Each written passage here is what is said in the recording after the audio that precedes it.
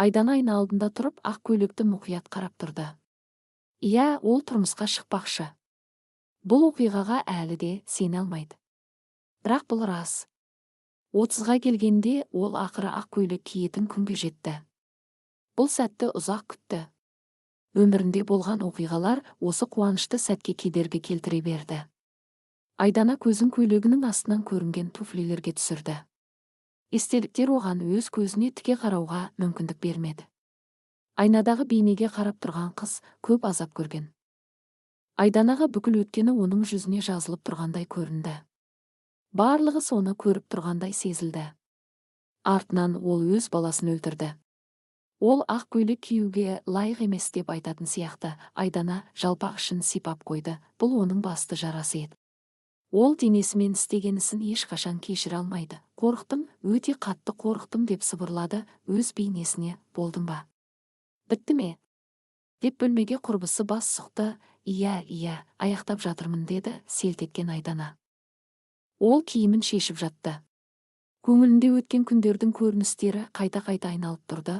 Ол кезде 18 жаста еді. Университетке жаңадан түскен. Жастық қуаты мен сенімі мол болатын. Махаббатқа сенетін, сүйікті адамын жолықтыратынына сенімді еді. Солай болды да. Ол оны саябақта құрбысы екеуі серуендеп жүргенде кездірді. Бір көргеннен ғашық болды. Биік бойлы, келбетті, сымбатты қыздар қызығатын жігіт. Ол да Айданаға бірден назар аударды. Нұрсұлтан, бұрынғы Виталик, кеш бойы құрбылармен жүргенімен тек Айданаға қараумен болды. Қыз да ұнағанын сезді. Осылайша олар кездесе бастады. Айдана бұл махаббаттың соңы үйлену тойымен аяқталады деп ойлады. Бірақ қатты қателесті. Ол оның алғашқы ер адамы болды. Ол өз жүрегін, тәнін түгел берді. Айдана аңғал еді, сондықтан сақтану туралы ойламады. Барлығына Нұрсұлтан өзі жауап береді деп сенді. Жүкті болғанын білгенде алғашында қорықты. Уақыт өтіп жатты, үміттенді, бәлкім қателескен болармын деп. Бірақ қарым-қатынастары жалғаса берді. Олар дерлік күн сайын кездесетін. Нұрсұлтанның көлігімен ең жерлерге барып, махаббаттарын жасырмай өмір сүретін. Бірақ ол Айдананы ешқашан үйіне шақырмады. Анасының ауыр науқас екенін айтып, үйге апаруға болмайтынын түсіндіретін. Айдана таңғалатын 28 жастағы жігіттің анасына осылай қамқор болуы қандай ерекше. Жүктілігіне енді көз жеткізген кезде ол қуанды. Нұрсұлтан да қуанады деп ойлады.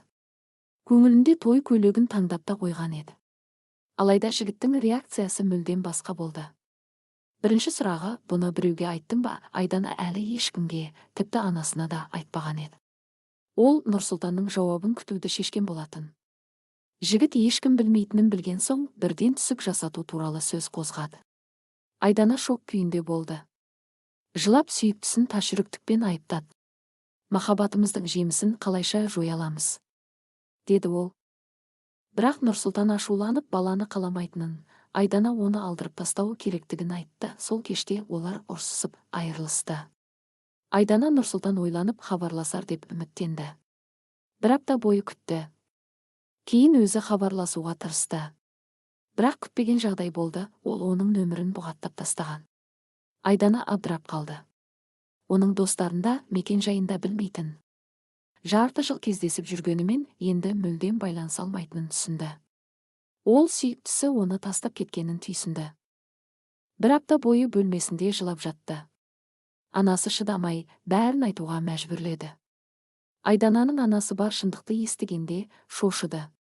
Қызы біреумен кездесіп жүргенін білетін, бірақ бәрі осыншалықты екенін ойламаған. Баланы естігенде анасы бірден, сен бұл баланы таппайсың. Бұл мүмкін емес. Мен бәрін жасаймын, тек сен өміріңді бір арсыздың кесірінен қор етпе деді. Айдана анасының алдында тізерлеп, жалынып, оны көндірмеуді сұрады. Ақылмен де, сезіммен де түсіндірмек болды. Бірақ анасы райынан қайтпады. Айдана анасының қысымымен түсік жасатты. Бұл оның өміріндегі ең қорқынышты сәттердің бірі болды. Сол күнге дейін өзін кешіре алмай келеді. Өз шешімінде табанды болмағанына өкінеді. Ол бұл баланы шын жүректен қалаған еді. Сәби бейкүнә болатын, ал оның әкесі сатқын. Ойларынан Айдананы тағы да құрбысы бөліп алды. Қанша уақыт ойланып тұрасың? Жүр, енді. Шашымызды жасатуға да үлгеруіміз керек. Уақытты нақтылау үшін Айдана асыға киінді, сөмкесін алып, көйлек әкеліп берген қызбен қоштасты. Бұл жерде бәрі дайын. Енді қалған шаруаларды реттеу керек. Таксимен бара жатқанда ойына тағы да естеліктер келе бастады. Бұл оның өміріндегі екінші ауыр кезең болатын. Аборттан кейін Айдана мүлде басқа адамға айналды. Өзін 15 жасқа үлкен сезінді. Нұрсұлтанмен айырылысқаннан кейін 6 ай өткенде ол оны көшеде кездірді. Бірақ жалғыз емес, жанында бір қыз және шамамен 3 жастағы бала бар еді. Айдана үшін ең ауыр сәт қыздың жүкті екендігін көру болды. Әрі іші әжептәуір білініп тұрды. Сол сәтте бәрі анық болды. Неге ол білмеуі де керек еді. Себебі ол үйленген екен. Айдана тек көңіл көтеретін адам болған. Әйелі үйде баламен отырған кезде ол сыртта еркіндікте жүрген. Нұрсұлтан әйелінің қолынан ұстап, екінші қолымен баланың арбашасын итеріп келе жатты. Ол Айдананы көргенде сәл бозарып кетті. Айдана бастапқыда үндемей өтіп кетпек болды, бірақ ішіндегі әйел затының ашуы бұрқ ете қалды. Ол тоқтады да отбасының дәл алдында тұрып былай деді: Нұрсұлтан, неге маған сол кезде үйленгеніңді айтпадың? Мен баланы қаламадың деп ойладым. Ал сенде, міне, бала бар екен, екіншісінде күтіп жүрсің. Қарап тұрсам, екінші балаға қарсы емессің. Қуанамын ақылға келгеніңе. Әйеліңе басқа қыздарды да жүкті еткеніңді айттың ба? Мен сірә жалғыз болмаған шығармын. Нұрсұлтан үндемей Айданаға қарап тұрды. Ал әйелі таңырқап көзін екеуінің арасында алмастырып тұр. Қымбаттым, бұл кім? Не айтып тұр өзі? Деп сұрады ол күйеуінен. Оның жұмсақ үні Айданада жаңа ашу туғызды. Не қалайтынымды сұрап тұрсың ба? Ештеңе қаламадым.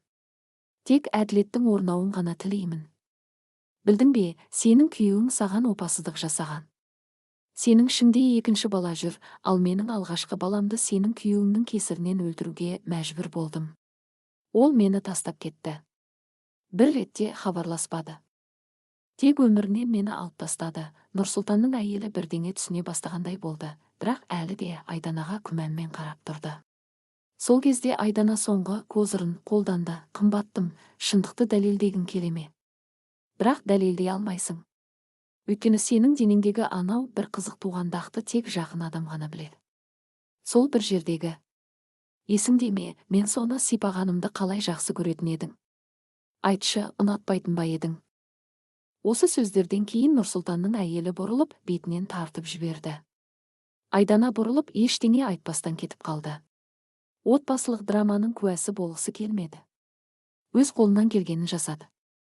Сол сәттен бастап Нұрсұлтанның әйелі оның қандай адал жар екенін білді. Айдана көзі ашылған әйелге шын мәнінде көмектесті. Осы оқиғадан кейін Айдана ұзақ уақыт бойы ешкіммен шынайы қарым-қатынас құра алмады. Ер адамдар болды, бірақ бәрі анасының көңілін тыныштандыру үшін ғана.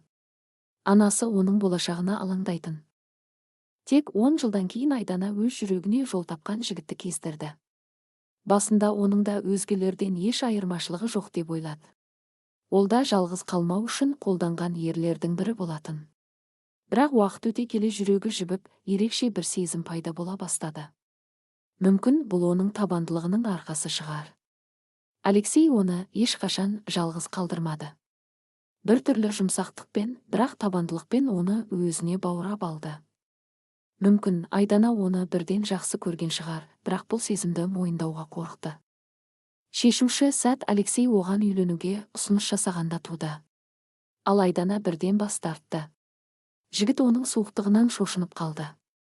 Бірақ оның немқұрайлы қарауының астарында терең жары жатқанына көзі жетті. Айдана өміріне бақыт кіргізуге мүмкіндік бермейтін өткенімен өмір сүріп жүрген болатын.